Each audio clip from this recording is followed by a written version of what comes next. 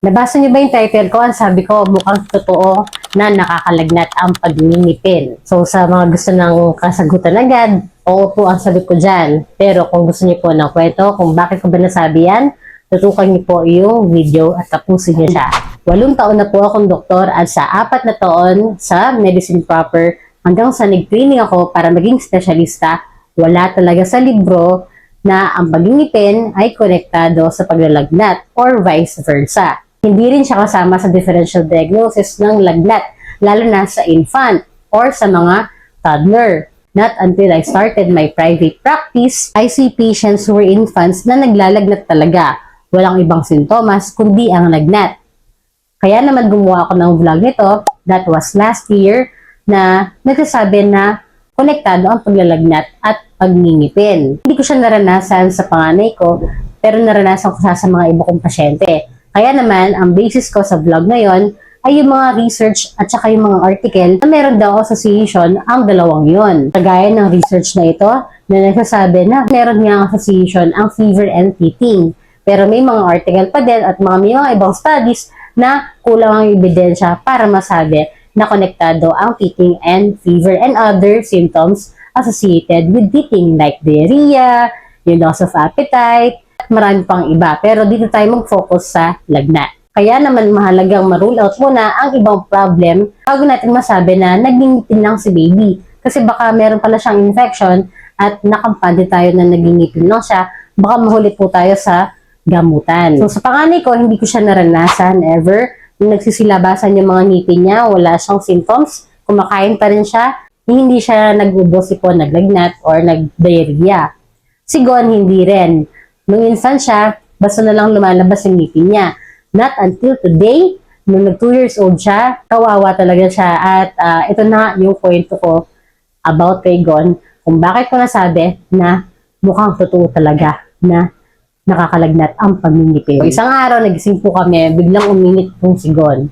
Wala siyang ibang symptoms, wala siyang ubo, wala siyang sipon, hindi siya nagsusuka, hindi siya nagda-diarrhea. So, denial pa ako, kaya chinek ko muna yung temperature niya, pinaliguan ko siya, and then after nun, talagang may fever. Inobserbahan ko muna siya. Kasi pwede namang napagod lang, pwedeng trangkaso, pwedeng UTI. So, ang ginawa ko is, kinabukasan, nung naglalagnat pa din siya, nagpa-test kami ng ihi at dugo. Sa mga patients ko, ang lagnat more than 24 hours, pwede na kayong magpatingin sa doktor ninyo. Pero ang first aid po talaga dyan, paracetamol. At yun nga po ang ginawa ko sa anak ko. After that, na-reveal po sa laboratory na normal po lahat yon. Hindi siya viral infection. Kasi kung viral infection yan, mababa ang white blood count niya. Or yung segmenters at lymphocytes niya, deranged. Tapos ang platelet, normal. Ang ihi, malinis. Isa po kasi yon sa pinaka-common na dahilan ng lagnat sa isang toddler ay ang UTI. So, ang nire-rule out ko dito ay UTI at dengue dahil lagnat nga ang symptoms si baby. Hinihintay ko din na magkaroon siya ng rashes dahil after 3 to 4 days, usually yung mga bata, nagsisilabasan yung rashes. Pero wala. Alam niyo kung ano yung kasamang symptoms? Loss of appetite. Actually, hindi siya loss of appetite. Talaga nawalan lang siya ng interest sa pagkain sa solid food. Magano kumain si Gon. Marunong siyang kumain mag-isa. In fact, talagang nagsusubo na siya gamit ang kutsara. Pero ngayon, ayaw niya. So, nag-worry din ako dito. Pero, good thing, siya ay dumidede. Ito ko nga na-discover na pwedeng rescue food ng Cerelac. Kaya nung binigyan ko siya ng Cerelac, okay, talagang may problem sa gilagid niya. Kasi ayaw niya kumain ng solid food. So, in-examine ko rin naman. At nung day 1 ng paglalagnat niya, meron talagang tumutubo yung gilagid. Hindi sa incisor, hindi rin sa pangil, kundi yung bagang niya, 2 pa. Tapos, yung isa, para siyang impacted, yung kalahati lang yung lumalabas, so sobrang sakit siguro nun. Pero hindi naman siya irritable. Inobserbahan ko pa siya, dahil parang 2 to 3 days siyang naglalagnat dahil dito sa pangingipin eh. And then yung pagkain niya yung pag-ibos niya sa solid food, ganoon din, 3 days. After 4th day, ayan, hindi na siya naglalagnat. Pero ang nangyari, nagkaroon siya ng mucus production. This is probably due to the pain na nararamdaman niya dun sa bagang. Kapag kasi merong problem dyan sa gilagid mo, di ba, nagkakaroon ka ng mucus production din sa lalamunan, which can cause cough as a defense mechanism para matanggal niya. So, yun, inubo po siya.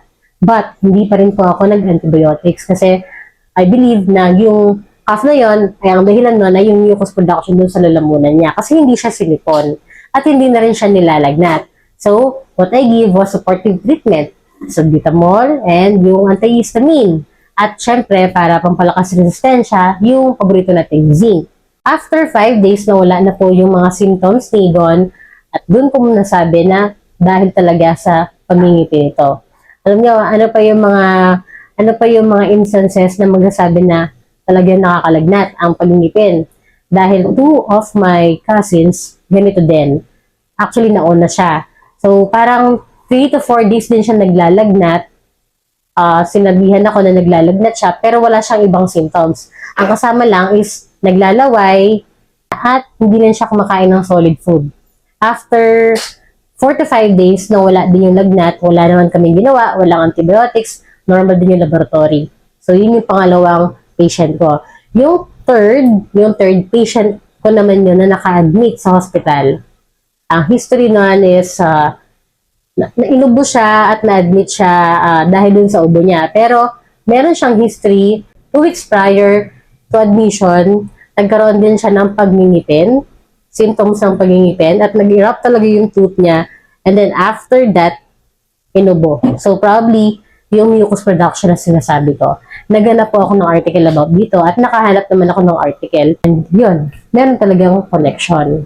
Again, meron pa rin nagsasabi na hindi pa rin siya konektado dahil kailangan pa maghanap ng maraming evidence. Merong studies na nag-conclude na wala po siyang connection pero hindi pa rin natin ma-rule out. Chinek ko yung ngipin ni Gon ngayon at talagang nag-erupt na at wala na po siyang problem ngayon. So kayo ba, mamis? Meron ba kayong experience na ganito na ilang araw lang siyang naglagnat, then after few days, nandiyan na yung ngipin? So, probably talagang nagingipin lang. Pero, wag po kayong nakakampante na nagingipin lang ang inyong anak kapag naglalagnat siya. Ipa-check up pa din kapag umabot na ng more than 24 hours para makasigurado na hindi siya infection at hindi po tayo nangangailangan ng antibiotics. So, yun lamang. Sana nakatulong ang video na to. Thank you!